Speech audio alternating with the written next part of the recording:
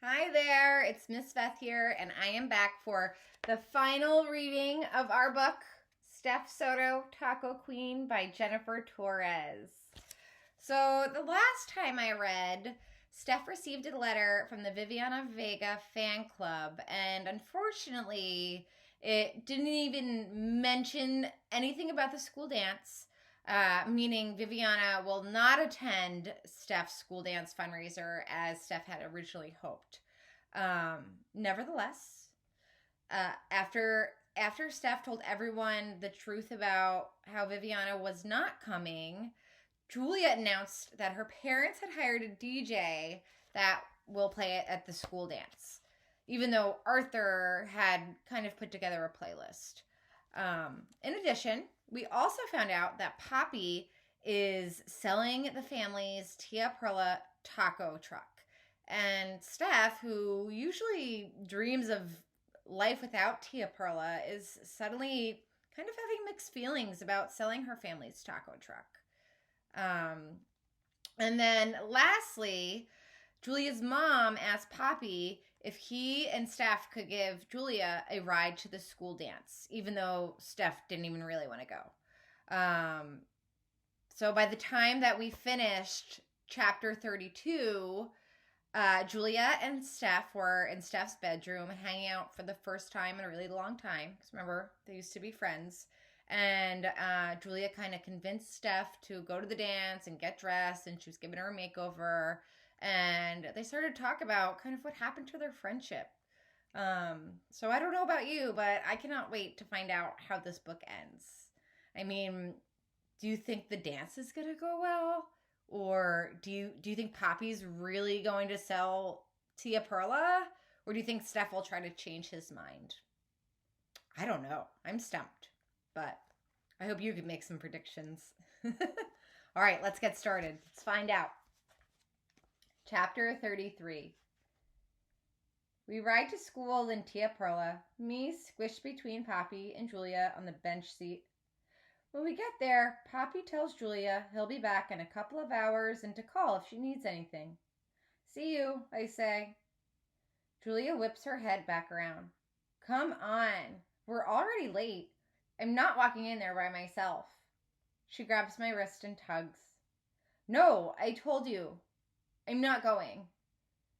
I tug my arm back and plant myself squarely in the middle of the seat. Stef, seriously? Just come with me. She's really asking me to go with her and not just trying to boss me around. Deciding I might as well check on Arthur and see how Amanda's decorations turned out, I slide out the door and tell Poppy I'll be right back. I expect to hear music as we get closer to the gym. Instead, what I hear are two boys, I don't recognize them from St. Scholastica, on their way back to the parking lot. Just have your mom come and get us now. No Viviana and no dance. Julia and I look at each other and start walking faster. Outside the gym, students are shuffling around looking bored and disappointed. The teachers, who came to chaperone, are huddled up, shaking their heads and shrugging their shoulders. A few parents linger nearby, glancing at their watches. Mr. Salazar is pacing the breezeway, a phone held up to one ear and a hand pressed up against the other. I spot Arthur, and he walks right over, pulling his headphones down around his neck. I thought you weren't coming. I'm not. What's going on? Power went out in the gym. Mr. Salazar is trying to get it fixed. But the ice cream already melted and the sodas are all warm. No lights, no speakers, no music. That means no dance. The teachers have started refunding everyone's admission. And that means no art supplies, I think. What happened? Julia asks. The DJ, Arthur says. Tripped a circuit breaker when he was setting up. Julia screams into her hands. No, no, no! She pulls out her cell phone and frantically dials. When her mom doesn't pick up, she screams again and storms off. I don't blame her. This dance is a disaster and it's our fault. Part of me wants to follow Julia, to crawl under my bed and hide forever. But part of me knows that we can't just leave this mess behind us. So I close my eyes and think. Hard. From the gut. And then I have it. I tell Arthur to find Amanda and meet me back in the parking lot. Then I chase after Julia and grab her by the elbow. She whips around. Let's just go. No, I tell her. Tia Perla. Tia what? But then, as she starts to understand, the lights in her smile begin to flicker back on. I'll go talk to my dad. You tell everyone the dance is moving. Poppy is humming to himself with one arm draped out the window when I get to the truck. I throw open the door and he starts to turn the key. Ready to go? Shall we take Tia Perla out for a couple of hours until it's time to come pick up Julia? No, wait. Panting, I try to explain the dance debacle as quickly as I can. Can we fire up Tia Perla, like right here?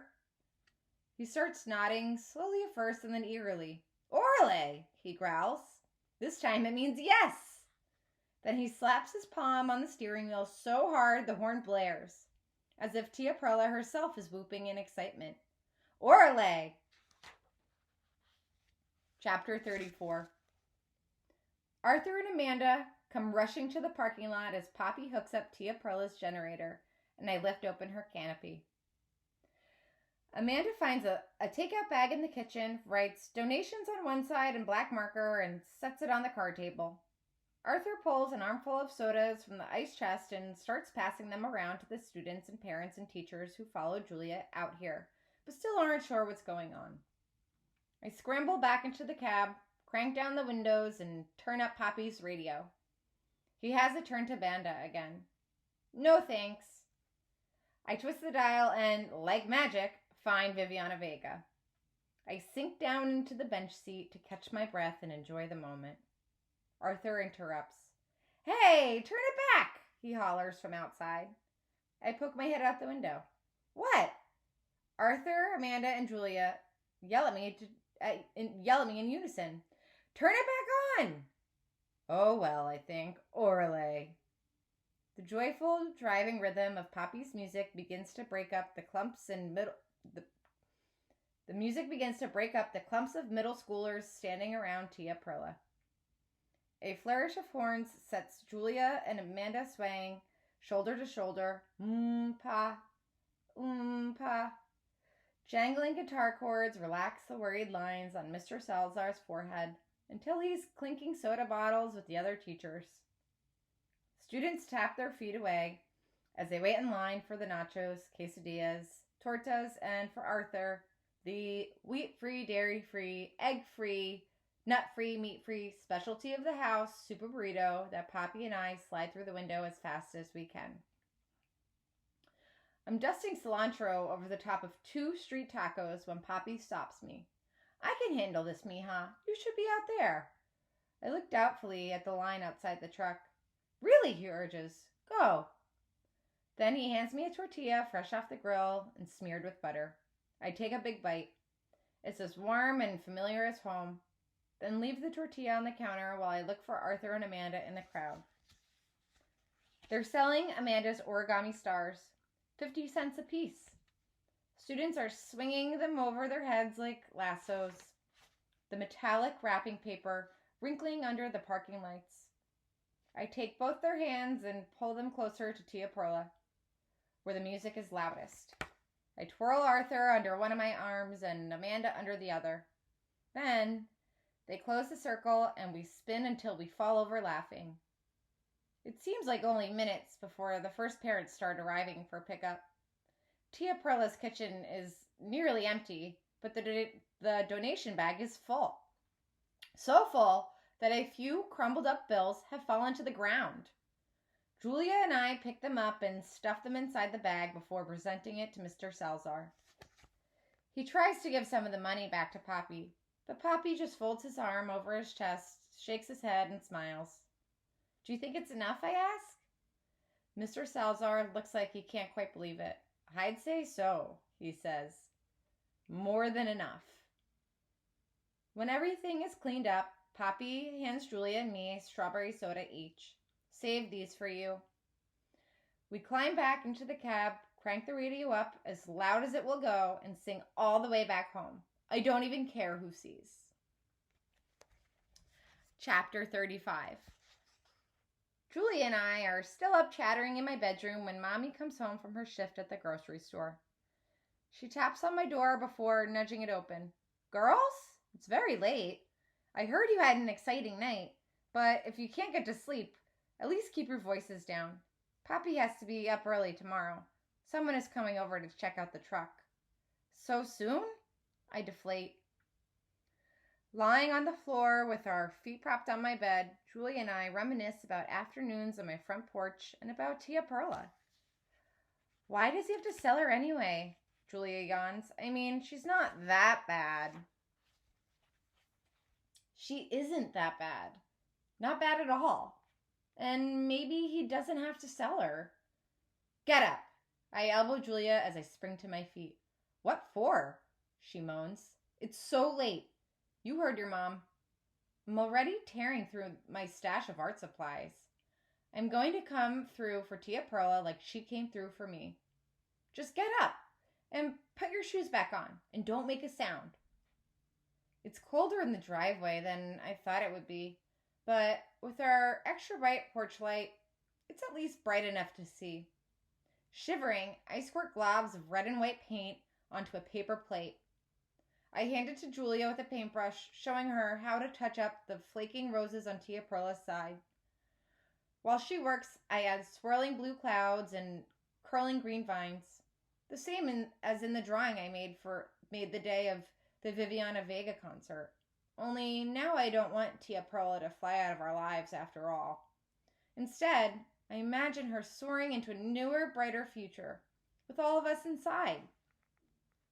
I carry chairs out from the kitchen, and Julia and I stand up on them to reach the high spots. When we're done, we step back on the grass to examine our work. Looks good, Julia says finally. Only I never understood the name. I mean, do you even have an Aunt Pearl? She's right. This truck isn't just crazy old Tia Perla. She's so much more. It's not quite finished here, I tell Julia. But you can go back inside. As she tiptoes up the front steps, I squirt 2 more puddles of paint onto a fresh paper plate. Julia is snoring on my bedroom floor when the alarm clock starts bleeding. Chapter 36. Julia is snoring on my bedroom floor when the alarm clock starts bleeding. I went to pull the covers back over my head and snore along with her, and then I remember Poppy's appointment. I get out of bed, step over Julia, and race to the kitchen. Mommy and Poppy are at the table, sipping their coffee. Estefania, Mommy says. I wasn't expecting you up for hours. When did you two finally get to bed? I wave off her questions. Has that man come?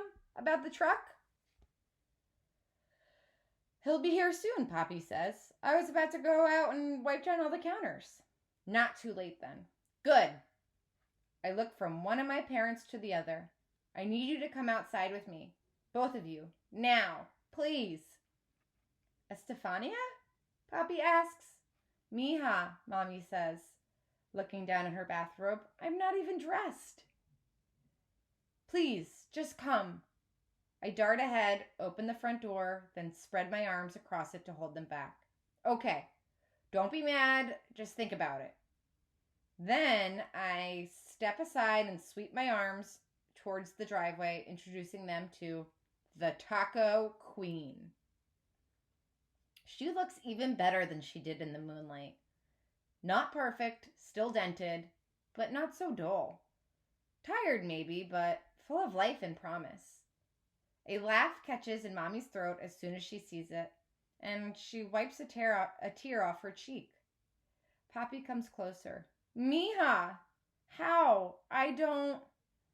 He starts and stops. I'm not ready to give her up, I say, making up a new speech there on the lawn. This time, instead of the mayor holding a gavel, I'm facing Poppy, who's holding his breath.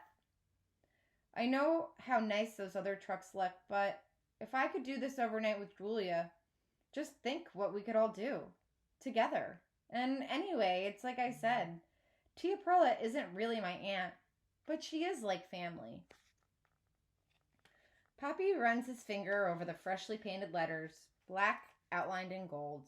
He doesn't say anything until we all hear a car slow to stop in front of our house.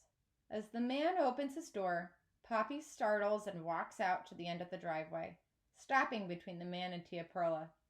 Is this the... The man starts to say. No, Poppy interrupts. It was a mistake. I'm very sorry, but she's not for sale after all. The man turns to Mommy, who smiles and shakes her head. Then he gets back into his car and drives away. When he disappears, I run to Poppy and jump onto his back. He catches me under his knees and laughs his biggest thundering laugh. Orle! I shout, looking up at the sky and then at the miles and miles of road just waiting for us. Orle. And that is the end. So, what did you think about this book? Personally, I loved it. I loved how it had to do with friends and family and being yourself and, navigating hard times and doing the right thing. I'm also really happy that Tia Perla saved the day, and better yet, I love how Stef saved Tia Perla. I can't wait to hear what you think. Stay safe and be strong. Bye.